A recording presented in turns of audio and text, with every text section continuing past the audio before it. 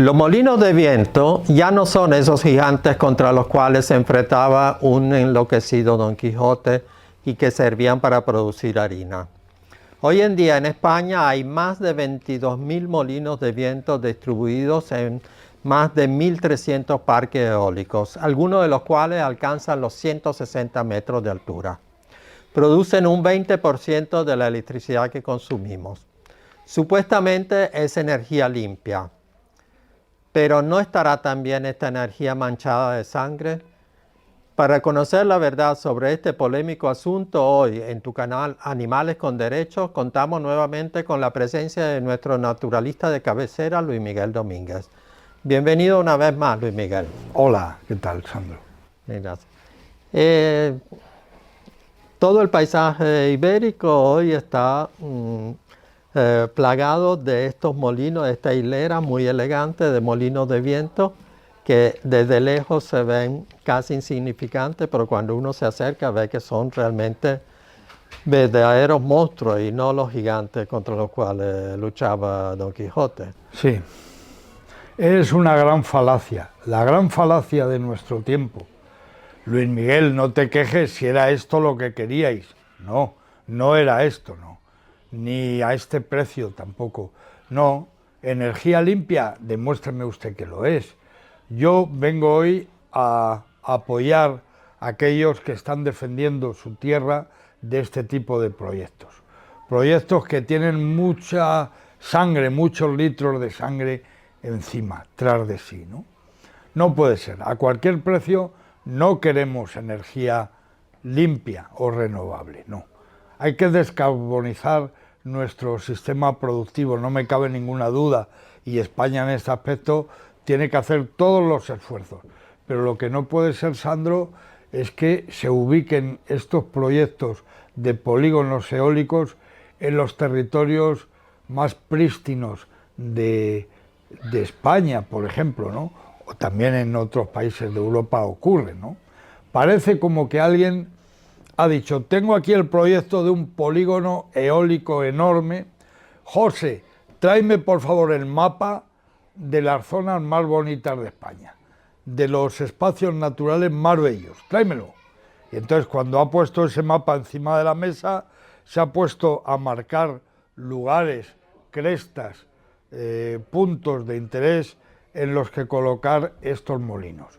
Yo me pregunto, ¿por qué en vez de pedirle a Pepe o a José o a quien sea, tráeme el mapa de las zonas bonitas, por qué no pedimos el mapa de las zonas feas, de las zonas degradadas? ¿Por qué los polígonos eólicos no se ponen en los polígonos industriales, por ejemplo, o en la red de carreteras del Estado, a un lado y al otro? ¿Por qué los molinos tienen que estar ubicados siempre en los territorios más bonitos? No lo entiendo, no sé por qué, pero la verdad es que casi siempre coincide. Sí, porque también yo digo desde mi ignorancia, la primera vez que yo vi un molino y que vi que había ecologistas y animalistas que se quejaban, digo, pero no puede ser que las aves sean tan tontas que no saben evitar uno de estos molinos. Pero en cambio no es así, no es que las aves no sepan evitarlo, es que probablemente no puedan evitarlo. Claro, no pueden. No pueden porque el molino lo que genera es una turbulencia que succiona, es una especie de laberinto en el que entran especialmente las aves planeadoras, casi siempre grandes aves de presa. Buitre leonado es una de las especies que más cae en este tipo de molinos, o como por ejemplo, y esto es lo importante, lo que hoy vengo a contarte aquí, Sandro, y es que por primera vez en España ha caído una hembra de quebrantahuesos. Ha muerto una hembra de quebrantahuesos por uno de estos aerogeneradores. Esto es inaudito. El quebrantahuesos es una de las especies claves en cuanto a la conservación y a la nueva distribución de especies que habían desaparecido.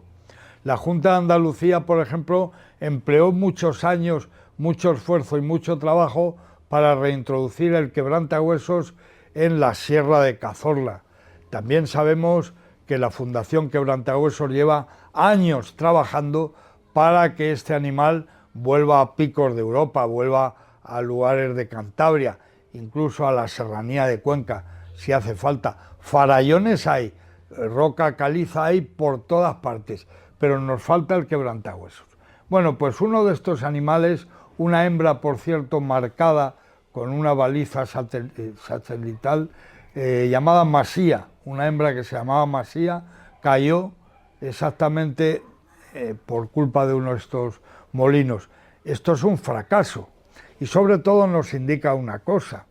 Antes de colocar un polígono eólico de estas características, se pide un informe al respecto de impacto ambiental. ¿Se hace caso a ese informe o no se hace caso? ¿Qué pasa cuando un informe de impacto ambiental declara que no, que hay una zona, por ejemplo, de dispersión de quebrantahuesos? ¿De verdad se para el proyecto?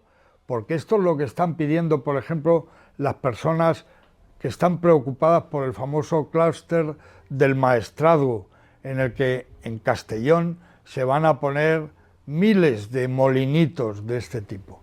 ¿Qué pasa cuando los informes dicen no, no se debe poner aquí, no puede ser? Fíjate si la cosa es desagradable y absurda, que por ejemplo en Tarifa, que como sabes es zona obviamente del flujo migratorio de las aves de toda Europa que van a cruzar el estrecho para dirigirse a sus cuarteles de invierno en África, y al revés, cuando vienen también hacia Europa pasan por allí. Y justamente en Tarifa tenemos una fila infranqueable de aerogeneradores que hacen que muchas especies caigan cada año allí. Así que esto es terrible, esto no puede ser. A cualquier precio no queremos esta energía. No sí, porque además uno dice una hembra de quebrantahueso y parece una cosa insignificante, como si dijera, no sé, que se me perdió sí. Cualquier cosa por la calle, pero realmente es una pieza. Claro, el problema, Sandro, es que tú y yo estamos hablando de esto en un periodo en el que todas las especies de las que hablamos están bajo mínimos. En el caso del quebrantahuesos estamos hablando de una especie en estricto peligro de extinción. Por tanto, esto quiere decir que esa hembra, Masía, o un macho que la acompañara, o un joven del año, son portadores de un tesoro genético ahora mismo irreemplazable e imprescindible para que la especie se recupere. Claro, te puede parecer que una hembra de quebrantahuesos no es gran cosa si España tuviera las poblaciones de quebrantahuesos que tuvo a principios del siglo XX, por ejemplo, ¿no? Pero hoy no, hoy hablamos de especies con especímenes que cada uno de ellos son portadores de una genética que necesitamos. La muerte de cualquiera de estos ejemplares es un roto terrible en la proyección que necesitamos para que estos animales se asienten. Fíjate, este quebrantahuesos murió en Castellón, en la provincia de Castellón, un sitio aparentemente nada habitual para el quebrantahuesos, pero la verdad es que ese quebrantahuesos, como el resto de los ejemplares que forman parte de los proyectos de reintroducción de grandes rapaces, resulta que por ahí se mueven. Ellos buscan de manera natural y atávica la memoria de sus mayores. Son animales que buscan los territorios del pasado. Y por tanto, aunque usted diga, bueno, yo en toda mi vida no había visto un quebrantahuesos en la serranía de Cuenca o en la provincia de Guadalajara, pero resulta que su abuelo sí lo vio, y por tanto, si su abuelo lo vio, es posible que ese animal ya hubiera estado ahí hace años, esa especie, ¿no? En fin, una desgracia que no nos podemos permitir y que debemos denunciar siempre, claro. Sí, por lo tanto entiendo que cuando se instalan estos polígonos eólicos, la última persona, el último experto al cual se le pide su opinión es al ecologista y debería ser totalmente al revés. Hombre, deberíamos plantearnos dónde no afectarían. Y peor que al ecologista, lo peor es que no se hable con los ecólogos, que por cierto, un ecólogo no tiene por qué ser ecologista, yo lo prefiero. Un ecólogo es un científico de esa cosa importante que es la ecología. Y un ecologista ya sabes que tiene una carga ideológica sin que a veces haya detrás una información científica veraz. A mí me gustaría que ecólogos y ecologistas formaran parte de las mesas donde se deciden, sin duda, estos macroproyectos. Y por supuesto, sabéis y me habéis oído 1000 veces decir lo contento que estoy con el gobierno actual en materia de lobos, por ejemplo, en materia de conservación en general.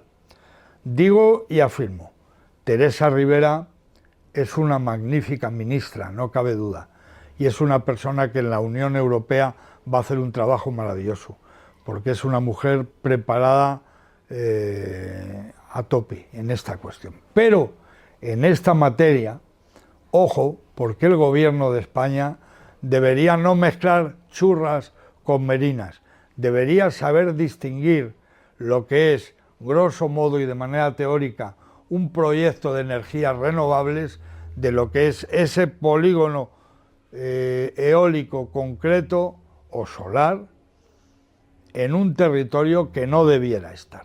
A mí me gustaría que este gobierno reflexionara y no solo lo dejara en manos de lo que teóricamente es maravilloso, que es que cumplamos con todos los requisitos de descarbonización de nuestras fuentes energéticas.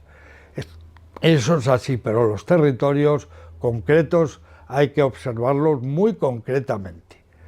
Sí, bueno, Teresa Rivera hará lo que pueda hacer, porque la verdad que no sé cuántos aliados tenga en los otros países, ¿no? Ni siquiera quiero comentar el que ha sido nombrado hace poco como comisionado de bienestar animal, que es de la más extrema derecha. Todo es muy complicado. Lo hablaremos en otro Todo muy día, complicado, sí. Sandro. Es verdad que por un lado lo que nos da seguridad y tranquilidad y a veces equilibrio, que es saber que estamos en un contexto administrativo europeo, o sea, que nuestras especies y nuestros espacios también dependen de Europa. Eso que es bueno, en ocasiones también es el harakiri que nos hacemos por seguir las pautas que marcan otros gobiernos, que tienen, por cierto, fama de verdes y que luego no lo son nada. Por ejemplo, estoy muy sorprendido con Suecia o con Dinamarca, países matarifes, países que están matando día sí día también linces, lobos y osos sin parar, en el caso de Suecia. O en el caso de Dinamarca, en Islas Feroes, la mortalidad terrible de cetáceos, especialmente de delfines, por mor de la tradición, y que tienen allí a Paul Watson encarcelado en Groenlandia. Pues Dinamarca era un país que nos parecía muy chupi, muy happy, qué bonito, qué verde. Bueno, pues ahí tienes a la auténtica Dinamarca. Cuidado con ella, ¿eh? Cuidadito. Sí, volviendo a esto de las supuestas energías limpias, tenemos esto de los parques eólicos, que claro, como desde la ciudad o incluso desde los pueblos lo vemos tan lejos, nos puede parecer que son cosas insignificantes. Ahora, cualquier persona que haya visto en tierra una aspa de estas, o sea, para ubicarnos en un contexto urbanita, una aspa de esta puede llegar de una estación de metro a otra. Claro. ¿Sí? Y cuando hablamos de los grandes pájaros tienen una envergadura de alas que puede ser de 2 metros en caso de las águilas reales o de algunos buitres. Entonces realmente es una invasión de su espacio total. Totalmente, no, y es un problema de ruido también. Hay que estar debajo de esos aerogeneradores para entender el grado de estrés al que se someten a las especies de mamíferos, grandes carnívoros, en zona de oso, no, en zona de lobo, no, no se les ocurra porque van a acabar con la riqueza faunística de un territorio. Paisajísticamente, ¿qué decir? Lo que pasa es que este país nuestro no le tiene ningún respeto al paisaje. Yo acabo de volver de Rumanía y he comprobado con gran satisfacción que Rumanía sí cuida su paisaje. Me ha fascinado ese país, donde por ejemplo la arquitectura popular es maravillosa, donde los bosques rumanos, a pesar de que hay talas ilegales, siguen siendo auténticas selvas europeas. En España no cuidamos al paisaje, de hecho el paisaje es un huérfano, es una figura huérfana, no hay ningún cuidado paisajístico. Y ahí tenemos a los molinitos destrozando todo nuestro paisaje. Esta energía eólica realmente es una energía que ahora se ha vuelto se ha extendido mucho, como decíamos antes. Tenemos 22.000 molinos de estos, más de 1.300 parques eólicos. Ahora, ¿realmente es una tecnología moderna o ya ahora que se está implantando es una tecnología obsoleta? Vamos a ver, Sandro, sinceramente considero que los aerogeneradores han nacido viejos. Es una tecnología obsoleta, antigua. No puede ser que una cosa con unas aspas enormes gire cuando hay viento, si no hay viento ahí está, pero ahí queda, encima de la montaña más bonita, ahí queda ese mamotreto.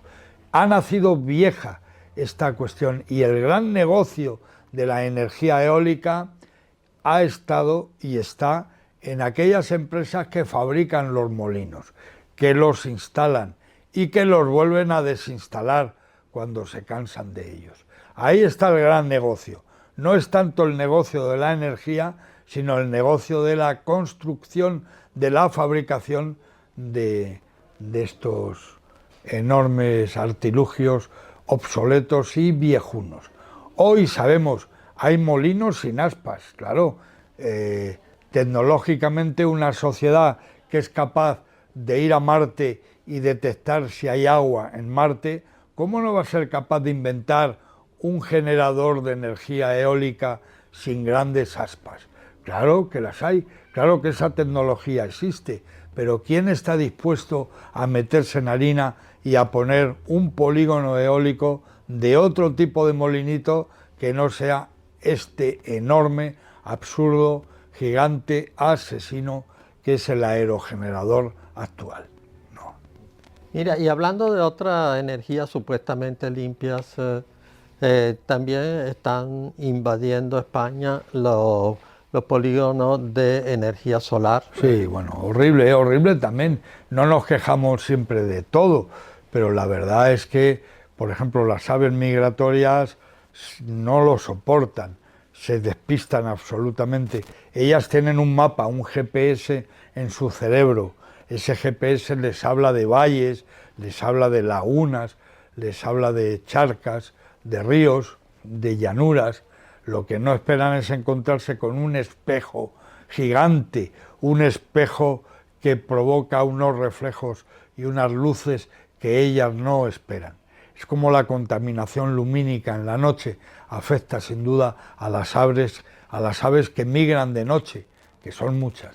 Bueno, este tipo de instalaciones son todas ellas terribles, sobre todo porque se desarrollan en territorios vírgenes. ¿Por qué, insisto, por qué usted no pone sus placas solares en un polígono industrial? Hágalo ahí, el territorio ya está destrozado, hágalo ahí. O coja la red de carreteras del Estado y a un lado y al otro del arcén ponga sus molinos y ponga sus placas solares. No, Luis, es que no hay viento suficiente. Bueno, no habrá viento en determinados tramos, pero si usted ideológica y éticamente incorpora este tipo de consideraciones, seguramente su proyecto va a ser más sostenible y no vamos a tener que padecer este ataque contra la pura naturaleza, contra el medio natural. El medio natural es algo maravilloso. Hay paisajes culturales, y lo sabemos, donde hay castillos, hay catedrales, hay iglesias maravillosas e inolvidables. Y luego está el medio natural, que no tiene ninguna huella, ningún elemento humanoide alrededor, pero que en el caso de los molinos de viento o las placas solares ya no son huellas, son zarpazos al paisaje, que no podemos permitirnos. Además, incompatible con un hecho como es el hecho turístico, por ejemplo, ¿no? Si usted quiere parecer más moderno que nadie, más moderno que ningún país de Europa, ponga los molinos en las carreteras, en las autovías, de manera que todo el que viaje por una autovía diga, coño con España, joder, qué modernidad. Es que en este país cogemos como los tontos una linde y se acaba la linde y nosotros seguimos. Bueno, pues aquí alguien ha encontrado el filón de la energía renovable y hasta que no agote todo el recurso y nos cabree a los españoles no va a parar. Y esto es inadmisible. Pero también nos ponen grandes trabas cuando queremos poner unas placas solares encima de nuestra casa para calentar el agua o para poder tener un mínimo de electricidad propia. Sí, ¿no? Bueno, el famoso impuesto al sol que marcó un tiempo y un espacio. Una ridiculez en suma. El país del sol, bueno, pues ya ves, impuesto al sol. Y usted además no va a poder autoabastecerse energéticamente. ¿Quién está parando eso? ¿Quién lo está parando? Las grandes corporaciones que han decidido hacer de lo cotidiano, de lo lógico, de lo básico y lo esencial, su pingüe negocio. Esas son las que lo están parando, con la connivencia de los gobiernos, obviamente. Sí, porque después nos dicen que la energía eólica es el 20%, que la energía solar es el 13%, pero eso no se refleja en una rebaja real de nuestras facturas de la luz. El coste es muy largo, pero como decía el hidalgo Don Quijote, hay que desfacer ese entuerto. Lo vamos a desfacer entre todos. Implícate en tu barrio, en tu pueblo, en tu comarca, en tu región, en tu país. Implícate y pide sin miedo lo que tu lógica indica, que es al final una lógica colectiva. Y es que yo, por ejemplo, el otro día resulta que mi peluquero, yo que voy a recortarme la barba, a mi barbero, muy majo, es de Galicia, él es de Vigo, y me dice, Luismi, ¿sabes que las Islas Cíes nos las van a llenar alrededor en el mar de molinos?